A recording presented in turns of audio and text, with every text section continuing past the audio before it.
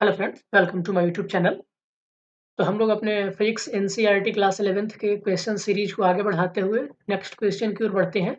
हमारा जो अगला सवाल है, जो हमारा अगला क्वेश्चन है, वो दोस्तों ये है, a solid sphere rolls down to different inclined planes. एक सॉलिड स्फेयर है और उसको हम दो डिफरेंट इंक्लाइंड प्लेन से क्या कर रहे हैं, रोल कराते हैं। सपोज करिए कि एक इंक्लाइंड प्लेन ये है और एक आपका हाइट दोनों का सेम है दोस्तों। एक इंक्लाइंड प्लेन ये है और एक इंक्लाइंड प्लेन ये है। इसके बाद रोलिंग मोशन यहाँ कराते हैं, एक रोलिंग मोशन यहाँ कराते हैं, दोनों का हाइट सेम ही है। ठीक है, चलिए देखिए, but different angles of inclination. तो एंगल ऑफ इंक्लिनेशन बिल्कुल यहाँ, अगर मान लीजिए अल्फा है तो यहाँ कुछ और होगा थीटा, क्योंकि एंगल ऑफ इंक्लिनेशन डिफरेंट है। अब इसमें पहला सवाल ये है, कह रहा है कि will it reach the bottom with the same speed in each case. कह रहा है कि अगर हाइट सेम है तो अगर हम इस इंक्लिनेशन वाले सरफेस से अगर इसको रोलिंग मोशन कराएं तो यहाँ पहुंचने में जितनी वेलोसिटी एक्वायर करेगा, क्या वही वेलोसिटी इस वाले केस में भी एक्वायर करेगा? मतलब दोनों के लिए वेलोसिटी सेम होगा। सपोज करिए यहाँ वेलोसिटी v1 है, यहाँ वेलोसिटी v2 है, तो is v1 is equal to v2। And the next question is, will it take longer to roll down one plane that then the other. कह रहा है कि क्या इसको यहाँ से यहाँ पहुंचने में ज्यादा टाइम लगेगा? मान लो समय t1 लगता है, यहाँ लगता है t2, तो क्या t1 is equal to t2 है या कुछ और है, या कि t1 ज्यादा होगा t2 कम होगा?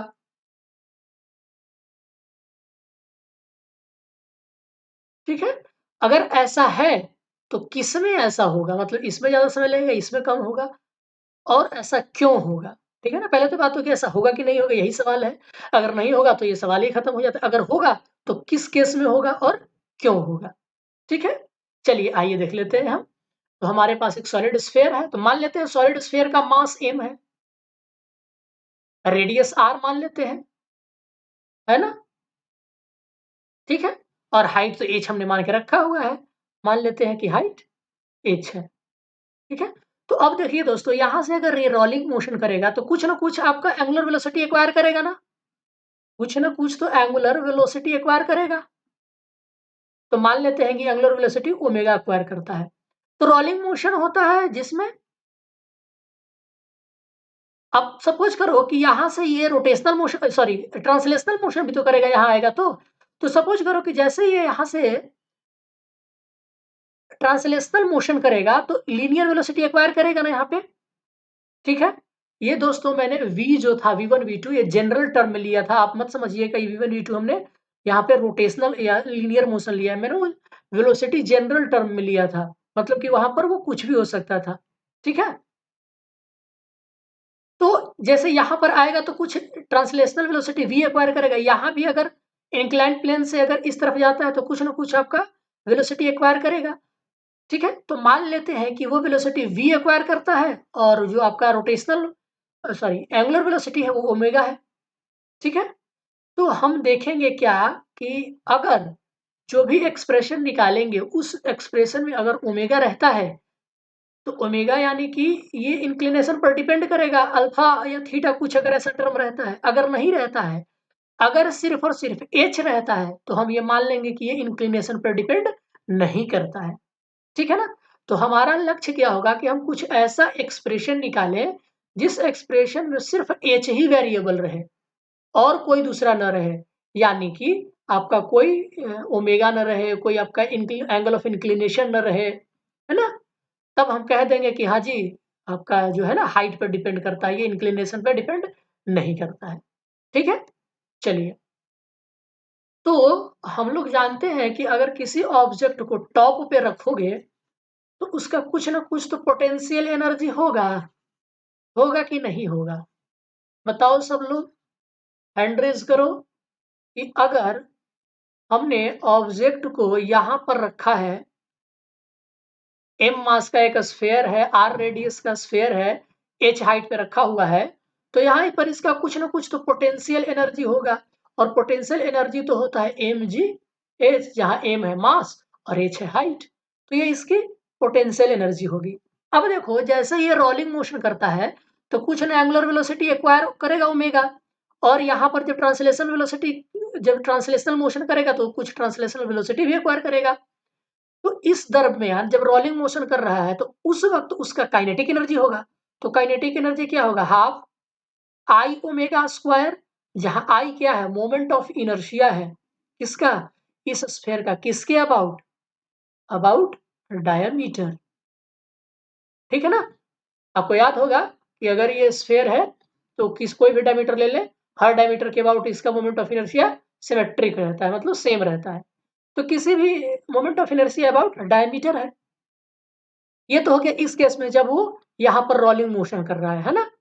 अब जैसे यहाँ पर वो ट्रांसलेशनल मोशन करना शुरू करेगा ये स्फीयर, तो कुछ ना कुछ लीनियर वेलोसिटी एक्वायर करेगा। तो यहाँ पर जो आपका काइनेटिक एनर्जी है वो क्या होगा? Half M V square. यही होता है ना काइनेटिक एनर्जी इस केस में। और रोलिंग मोशन के समय का kinetic energy half I omega square होता है।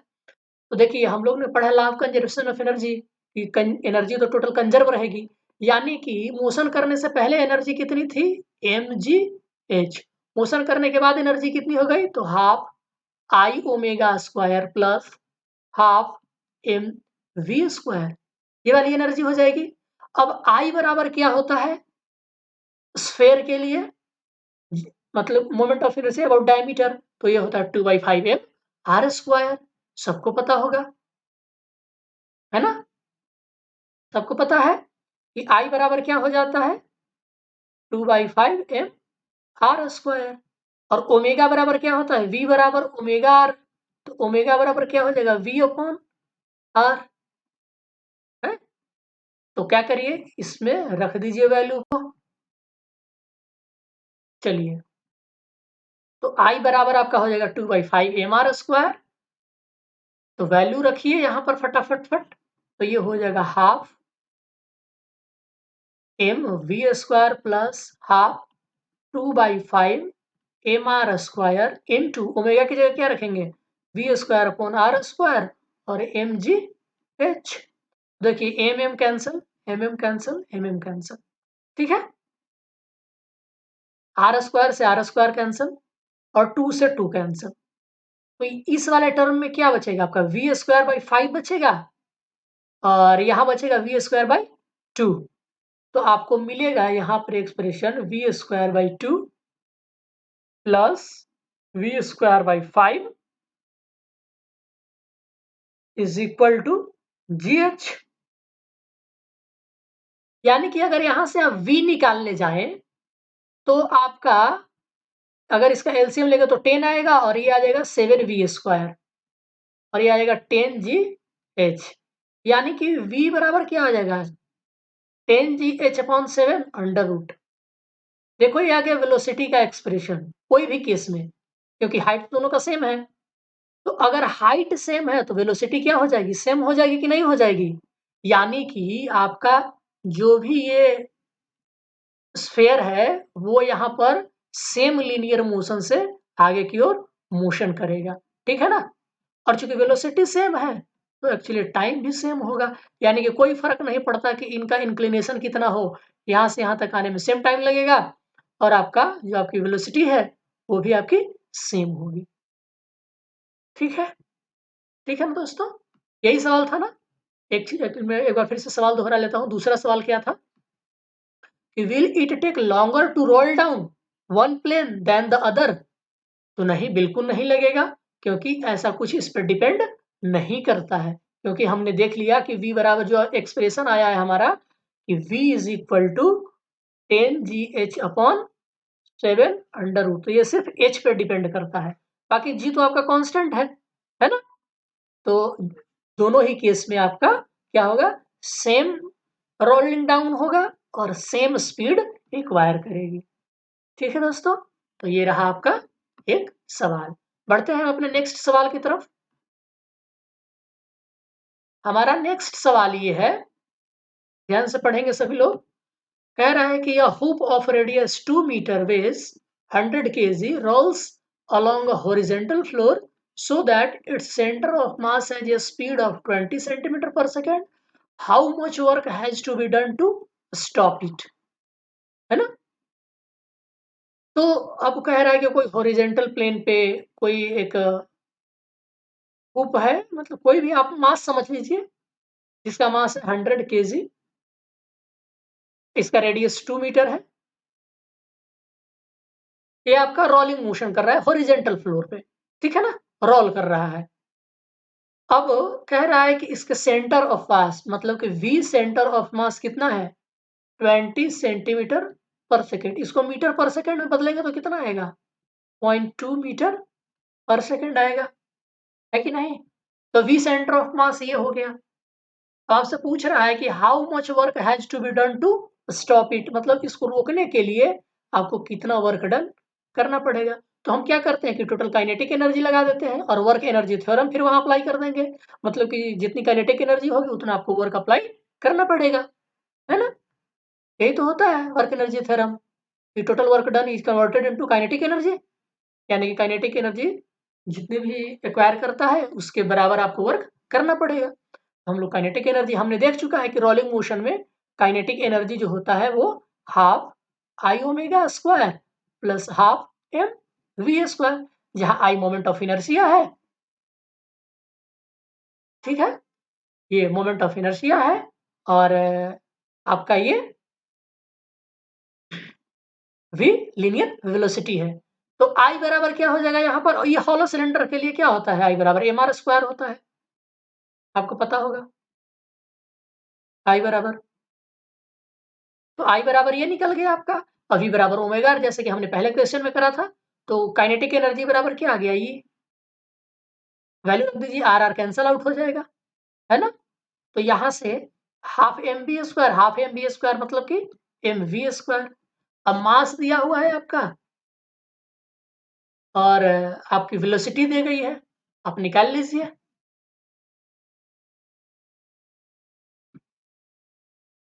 मास दी गई, वेलोसिटी दी गई है, मतलब कि 4 जूल का वर्क डन आपको करना पड़ेगा। ठीक है दोस्तों, ये बात है, ठीक है ना।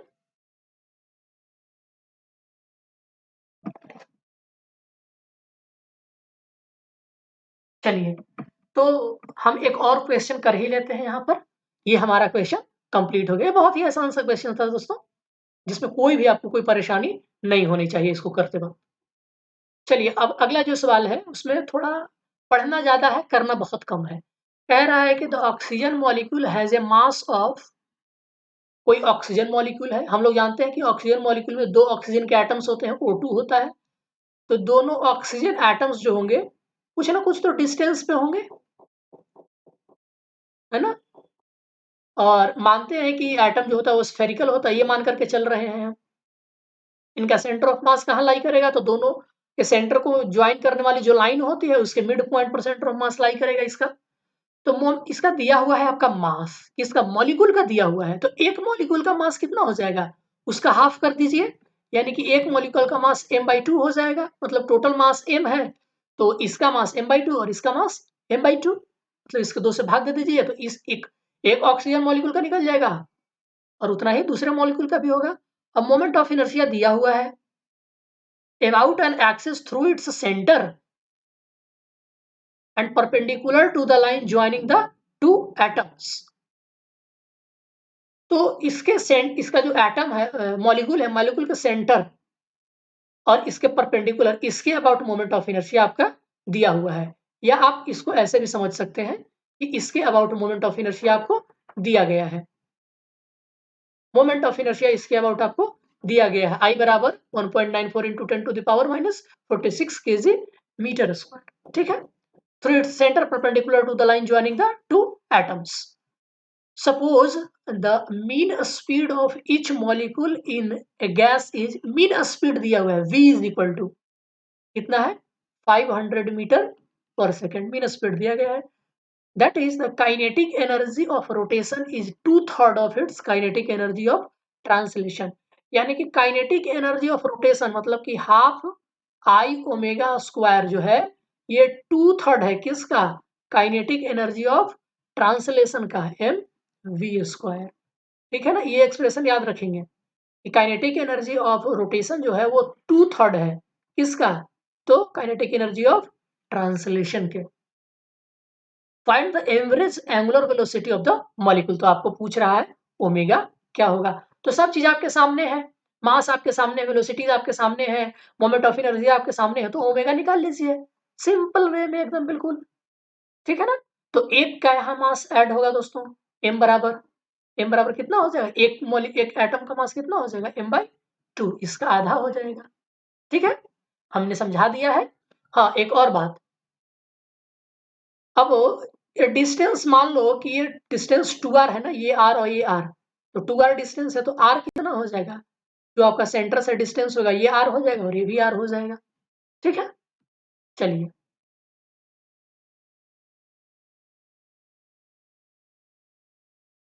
तो हम moment of inertia of molecules निकाल लेते हैं।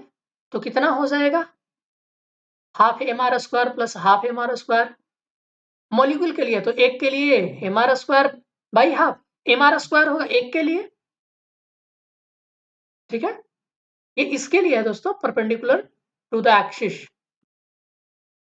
तो मास m/2 है तो एम आर स्क्वायर, हमने ऊपर देखा एम आर स्क्वायर एक के लिए, तो दूसरे चूंकि मास m/2 है तो m/2r² पहले के लिए, दूसरे के लिए एम आर स्क्वायर। तो टोटल मोमेंट ऑफ इनर्शिया कितना, एम आर स्क्वायर। अब I की वैल्यू आपके पास दी गई है, m की वैल्यू दी गई है, तो यहाँ से r बराबर नहीं निकल आएगा, r बराबर निकल आया।